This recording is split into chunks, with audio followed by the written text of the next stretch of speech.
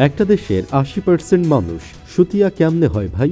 ৩০ December আমাদের দেশের আপসহীন নেত্রী ইন্তেকাল করলেন। তার কিছুদিন আগেই আমাদের দেশের একজন সাহসী নেতা শহীদ হলেন। সেই বিচারটাই এখন পর্যন্ত হলো না। কিন্তু ৩১ তারিখে ঠিকই 31st নাইট পালন করতে পুরো দেশ একসাথে আতশবাজি, পটকা আর ফানুস উড়াতে ব্যস্ত হয়ে গেল। তাহলে এখন আপনিই বলেন, এই জাতিকে আপনি কি বলবেন?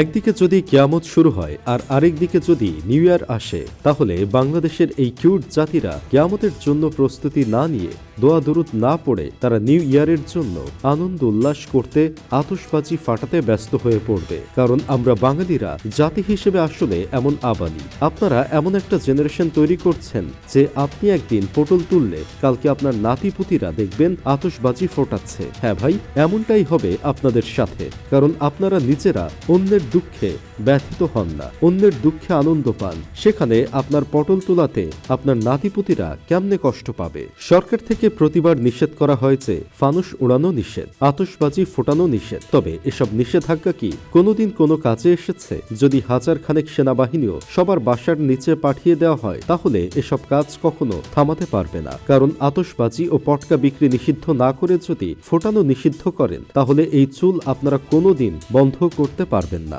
যেসব বাসা থেকে এসব ফোটানো হয়েছে, সেই সব বাসার মালিককে যদি জরিমানা করে দিতেন, তাহলে এসব কয়েকদিনেই ঠিক হয়ে যেত। তবে আপনারা তো এসব করবেন না, শুধু মুখেই নিষেধ করবেন। এদেশের সরকারও যেমন, জনগণও তেমন। যেখানে আসল সমস্যা এই দেশের সিস্টেমে, সেখানে এই চুল বলেই বা কি লাভ হবে? এজন্যই হয়তো ইতালিয়ান প্রবাসী ভাইজান একবার বলে গেছিল, আই ফ ইউর সিস্টেম।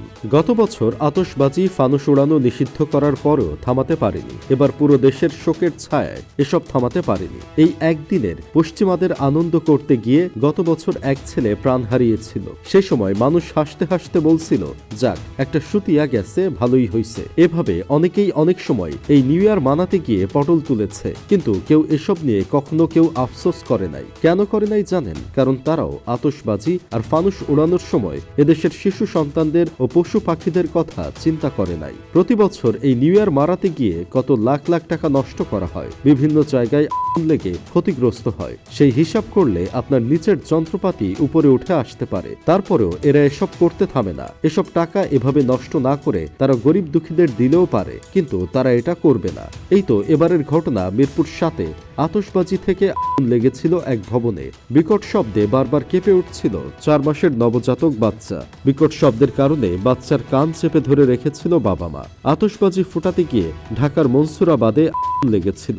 এক বাচ্চা বাবা মাকে বলছিল, ওদের প্লিজ এগুলো বন্ধ করতে বলো। এখন আপনিই বলেন, এসব যারা করে তাদেরকে আপনি কখনো ক্ষমা করতে পারবেন? আমাদের দেশটা বাংলাদেশ, চাইলে আমরা পশ্চিমা কালচার ফলো করতে পারবো না, কারণ তাদের মতো স্পেস আমাদের নাই। এটা আমাদের মাথায় রাখা উচিত। এসব জানার পরেও যারা এসব আনন্দ উল্লাস করে, মানুষ ও পশু পাখিদের ক্ষতি করে, আমরা দোয়া করি তাদের যেন পুরো বছরটাই শোকের মাধ্যমে কাটে।